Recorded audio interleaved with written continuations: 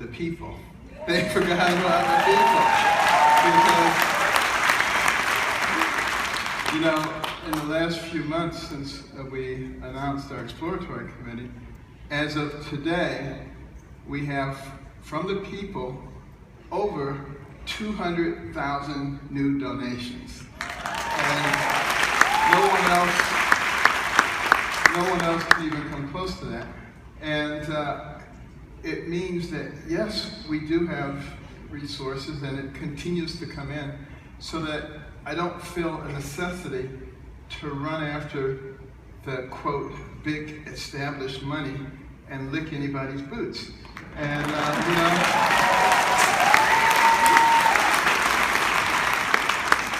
because the thing that is so important right now is that we return this nation to the original thought. The original thought was this was supposed to be a country that was of, for, and by the people. The government was supposed to be there to facilitate life, liberty, and the pursuit of happiness. But we have turned that completely upside down now. And the thing that I think embodies that the most is the so-called Affordable Care Act. Because here you have the government saying, we don't care what you, the people, think. This is what we're doing. We're cramming it down your throat, and if you don't like it, too bad. That was never the intention. And it is really time for the people to take the government back.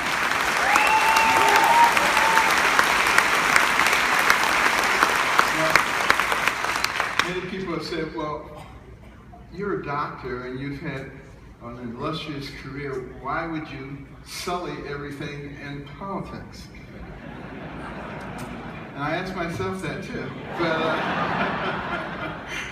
But you know, I spent my entire professional career looking out for the welfare of children and trying to give them a better life and quality life.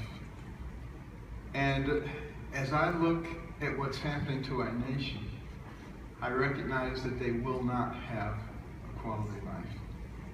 And it is too big a risk to simply leave it to politics as usual.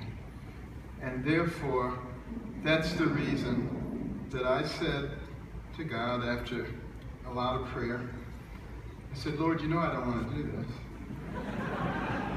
But if you open the doors, I'll walk through them. If you close the doors, I'll gladly sit down. And he has continued to open door after door after door.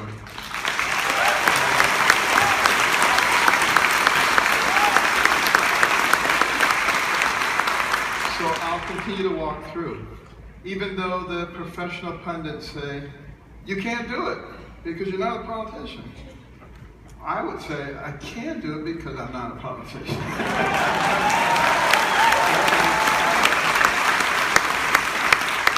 Nor do I ever want to be one. But you know, experience can actually come from a variety of different things. And you know, I've had a lot of lifetime experiences which I think are very useful.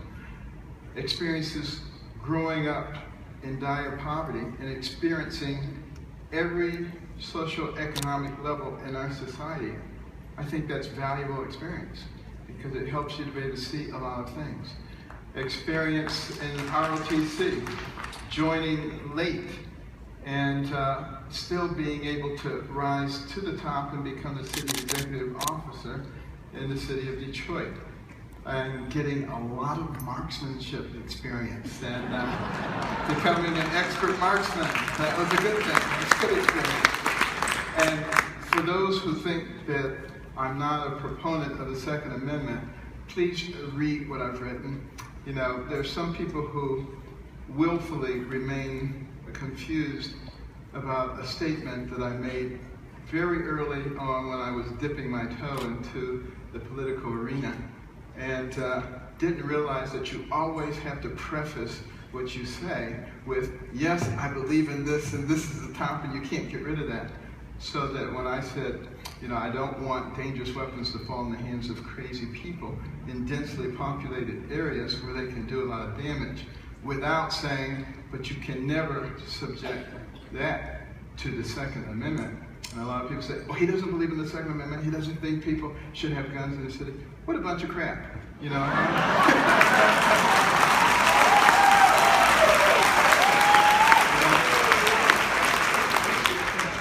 Once and for all, you know, the Second Amendment is there for two very important reasons. First of all, so that the people can aid the military in case of an invasion. But secondly, and more importantly, so that people can protect themselves against a tyrannical government.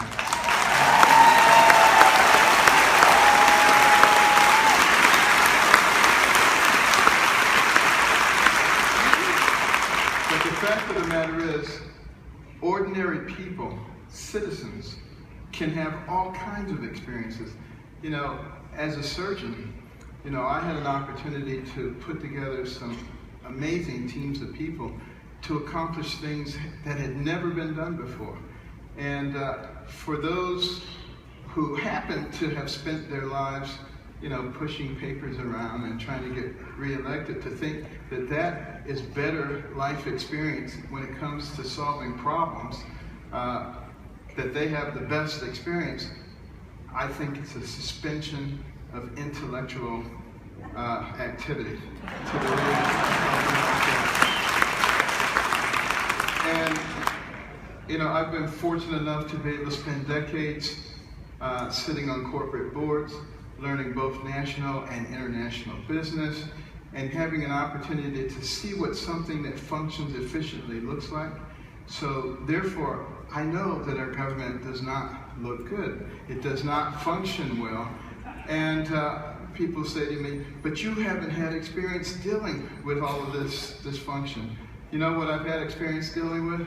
The Constitution of the United States. That's the way we need it to look. We don't need it to function.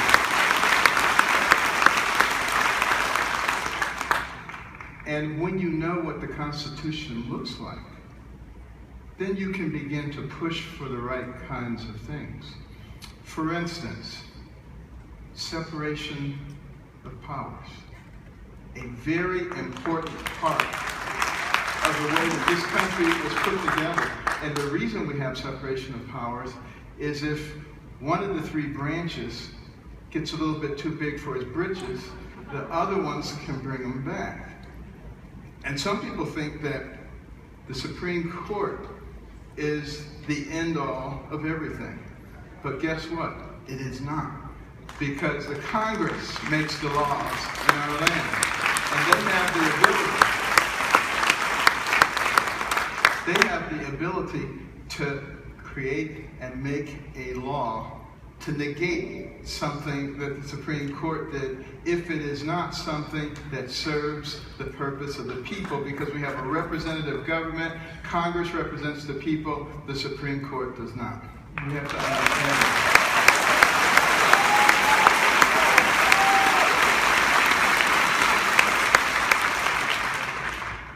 At any rate, you know, when I look at what's going on in our country right now and what will happen to our young people in the future, one of the things that is most disturbing is the divisiveness that is going on. And people have successfully, the purveyors of division and hatred have successfully cast a lot of the arguments as Democrat versus Republican, conservative versus liberal, when in fact they're pro-American versus anti-American. And we have to really start looking at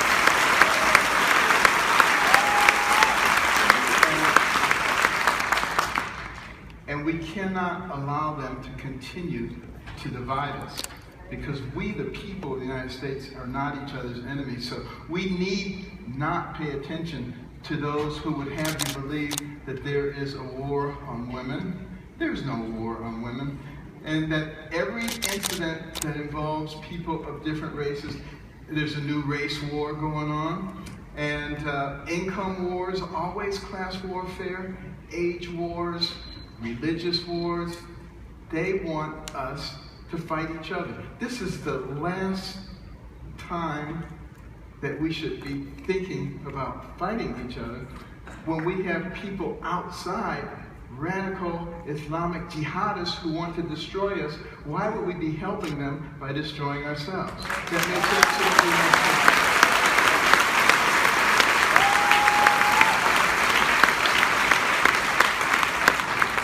And then we have to think about the financial problems that we're having. $18.4 trillion national debt. I mean, that is a ridiculous amount of money. And just to put it in perspective, if you try to pay that back at a rate of $10 million a day, 365 days a year, it would take you over 5,000 years. And that's what we're putting on the backs of our children and our grandchildren. But that's the good news. That's the good news. Because if somebody gave us a check today for $18.4 trillion and we paid it off, some people would be dancing in the streets, we're debt free. Wrong. Because there is something called the fiscal gap. Make sure you read about that when you get home tonight. The fiscal gap. See, that is the unfunded liabilities owed by our government, which we don't put on the books, by the way. Social Security, Medicare, Medicaid, departmental programs, all these things unfunded, versus the revenues that are expected from taxes and other things. The two numbers should align. It should be roughly the same as it is in your home, in terms of your checkbook.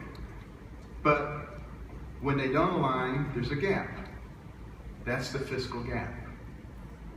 Today, it sits at $211 trillion. That is a staggering number. It is unsustainable. The only reason we can sustain it to the degree that we do is because our currency is the reserve currency of the world, which gives us the right to print money. That's a privilege that generally goes with the #1 economy in the world, which ours was from the 1870s until last year, when China took over that spot. There is already a movement afoot to remove our money as the reserve currency of the world. What will happen with that level of debt? Think about it. It'll make the Great Depression look like a walk in the park. And therefore, we have to be smart enough to do something about it before that happens. And we can do something about it before it happens. But first we must acknowledge that it's a problem.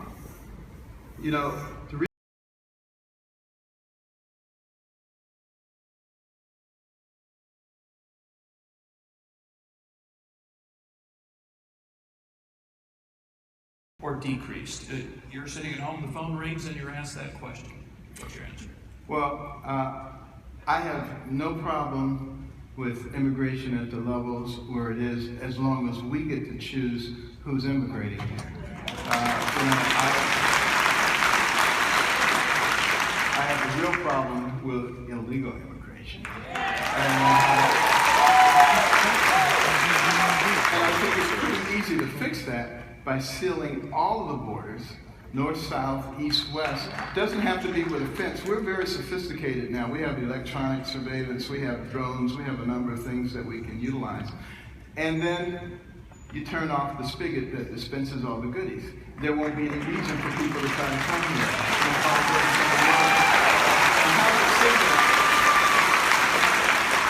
Having said that, I also have a good plan for the 11 million that are still here, but I probably don't have time for that. But having said that, I want to say that we are compassionate people, and we give billions of dollars in aid to lots of places. I would stop doing that, quite frankly, because we don't have the money anymore. But what we do have is a lot of companies and corporations, like right now what's going on in Cameroon, in Africa, who go over there, help develop the millions of acres of fertile land. They benefit because, they're getting profit from it, but they're also helping to build the infrastructure and jobs and opportunities for people there. We can do that in Honduras and El Salvador and all these other places With our companies doing the investing, not our government doing the investing, they become our friends and our allies, and we stop bankrupting ourselves. Last question. Clearly, a lot of your appeal is that you're not a politician. You have never held elective office, haven't run for elective office. The first elective office you decided to run for is President of the United States.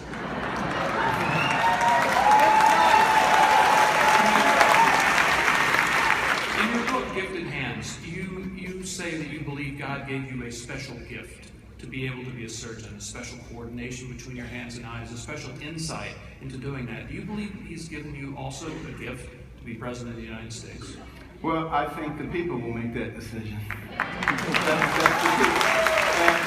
And, one of the wonderful things about the system that we have is you have an opportunity to be out there with all the, quote, political experts, and the people will be able to hear what I have to say, and they'll be able to hear what they have to say. And they will be able to make the decision. If it were up to the political experts, of course not. I would have no chance.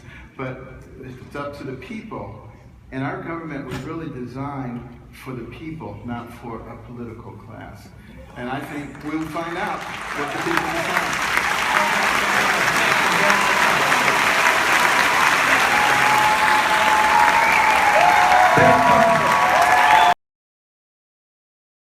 Carson, my suspicion is Mike, you will.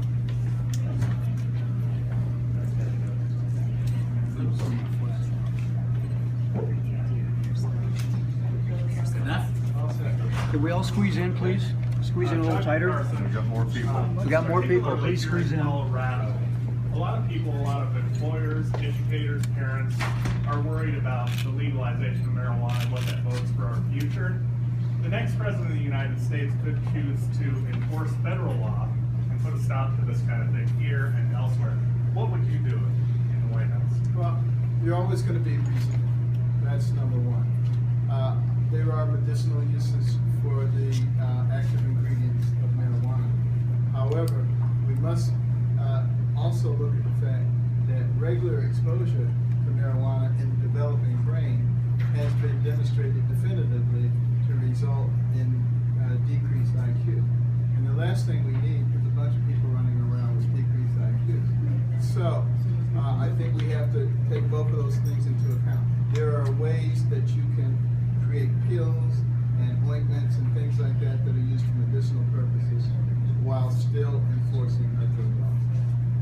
So you would probably enforce the federal drug laws in states such as Colorado? And providing the appropriate use of medical marijuana. Very good, thanks.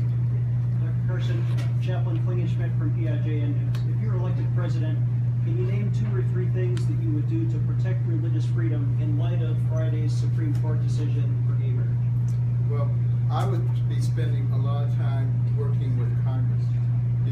We have sent a lot of people to Congress who have good values, the same values as the people of the country have, but they haven't been doing very much because I think they need some strong leadership. But they have the ability to enact specific laws that would keep discrimination on religious basis from occurring. And that's what we're going to have to do. It comes from the legislation. It does not come from the executive. Dr. Carson, do you believe that concealed carry should be federally legislated, or do you think that issue belongs to the states? Well, I haven't really thought about that, to be honest with you. I mean, generally speaking, you would think that would be a state issue. And that would be my preliminary thought without doing a lot of research. Dr. Carson, today you reaffirmed your support of the Second Amendment, but you're also one of the first GOP candidates to come out condemning the Charleston attacks. What are your plans to make sure that guns stay out of hands of people with all bad motives? Well, the Charleston attack has nothing to do with guns being accessible. It has to do with people having evil in their hearts. And that would be my plan for keeping it from happening. Spending a lot more time helping people to grow up the right way and not to grow up in this hateful environment. Because believe me, when people grow up like that, they will find ways to create havoc. And restricting guns is not the way to do it, particularly when you know history. When you look at tyranny across the world historically, what people do is they restrict guns, they get rid of the guns and the people. And it was Daniel Webster who said that tyranny would never reign in America because the people are armed. And let's make sure that stays the case. Dr. Carson, one of your best speeches ever, but I have a question for you. People say you're too nice, and I want to know what makes you really upset with government today? Well, I'm very upset with the incredible waste and inefficiency in our government. Particularly spending decades in the corporate world and knowing what efficiency looks like, and then looking at our government, that makes me very angry. But I'm the kind of anger that is inside, and the kind of anger that stirs you to action rather than that causes you to yell and scream.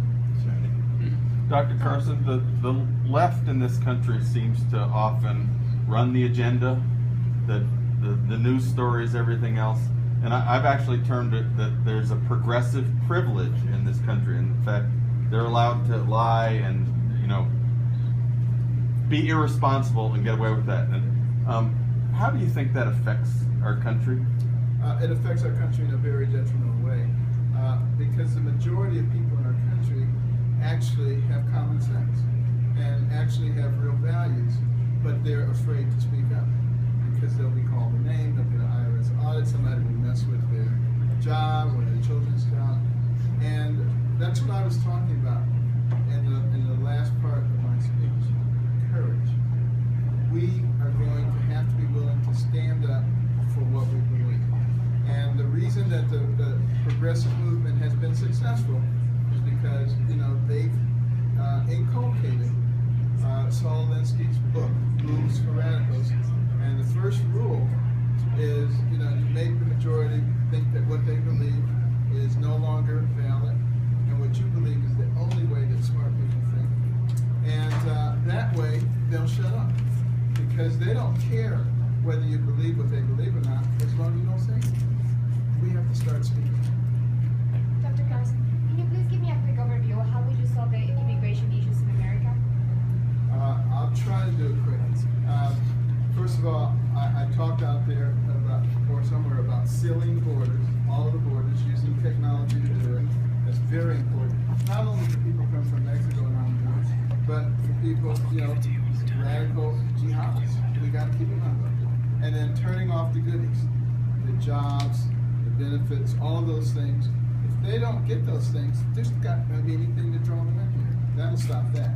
The 11 million people who are left behind, many of them don't know any other place. They've never been in any other place. So we can't just send them away. What I would do is give them an opportunity to become guest workers. They have to register, and they have to get signed up for back taxes, and they have to pay their taxes going forward. But at least they don't have to live in the shadows. It does not give them voting rights. It does not give them citizenship. If they want those things, they have to get in the back of the line and go through the process like everybody else, because we must pay homage to the people who've done it the right way. We can't just kick them to the curb. Dr. Carson, we saw coordinated attacks from ISIS in Tunisia, Kuwait, France. Even earlier this week, they released their latest execution video. What would President Carson's response be in that situation? Well, my response would be to use every resource that we have. Offensive and defensive weapons, covert actions, world stage economic sanctions, taking control of the oil refineries that they have control of, taking back land that they have gained, because that's a big deal to them, expanding their territory. And we're never going to get the land back by just bombing the desert. So if we have to put our own troops in there, we put our troops in. But we should have learned that lesson in Vietnam. We would take land from the Viet Cong, and then we would evacuate, and they would come right back. We wouldn't have accomplished anything. That's what we're doing now. And all that's doing is encouraging them and giving them a platform from which to recruit. And it's just silly. Dr. Carson, that right now there's a lot of foreign policy issues that are going on all over the world. I was wondering if you could talk about where you see since you don't have experience in the public sphere or as an elected official, what you would draw upon for dealing with different crises, and specifically how you would address peace in the Middle East. Well, all you have to do is ask me a specific question, and I can tell you, and I think you'll see that I know just as much about it as anybody who's been spending their whole life in politics. Because the way that you gain that kind of knowledge is through reading and conversations with people who are very knowledgeable in that area, and that's something that I do every single day. So I have a specific question then. Okay. Would you move the embassy from Tel Aviv to Jerusalem in Israel? And would you actually, if you say you would you actually follow through? Because many previous presidents have said they would, but have not actually done it when elected. Well, you know, I had a very good opportunity to visit Israel within the last 6 months. And, you know, that was one of the things that people were talking about. But recognize we don't have the right to do such a thing. And that's where the first mistake is made. People who think that we have the right to actually go over there and change what's going on there and not look at the implications of what kind of inflammation that is causing. So we need to spend more time really looking at how do we solve the real problem that's going on over there, which is the growing conflict between the Palestinian movement and the Israeli movement. You know, embassy is just a symbol. You know, it's sort of like our society has reached a point where we take a symbol and we do something with the symbol and we think we've accomplished anything. That doesn't accomplish anything. And we need to be talking about ways that we can find a homeland for the Palestinians that they can be satisfied with. And, you know, I've talked about, you know, the reasons that I think that could be done. And I think the Israelis could actually help them. Because if you go and you fly over that area and you see how verdant it is because of the technology that has been used, and then you look at adjacent areas, say in Egypt, that it's nothing but desert, which nobody's doing anything with. The same kind of technologies could be used to create a verdant area there. And then we could help, the various other nations could help, Israel could help, and in they would go. Now, if they say absolutely no, we don't want that, we just want what you have, then it exposes them for what they really want. Dr. Carson, you can get through Iowa and New Hampshire with the kind of politicking that you're doing here, but much farther than that is going to take very large sums of money. Jeb Bush is probably going to announce over $100 million in a couple of days. How are you going to compete against that kind of money? The people. The people will provide what we need. I'm not even worried about it. And, you know, we've got all the money that we need to run our organization, and it's coming in by the buckets full every day. So I am completely unconcerned about it. Dr. Ben Carson, what are your thoughts on the Federal Reserve banking system? Well, right now, I'm not thrilled with it. But I do realize that it is necessary.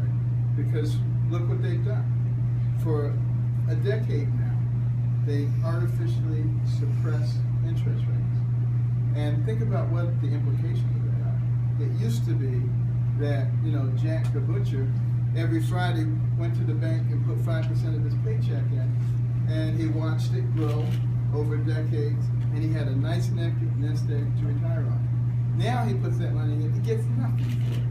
And the same thing with the various bonds, and it gets nothing for it. The only place where you can make any money is in the stock market. But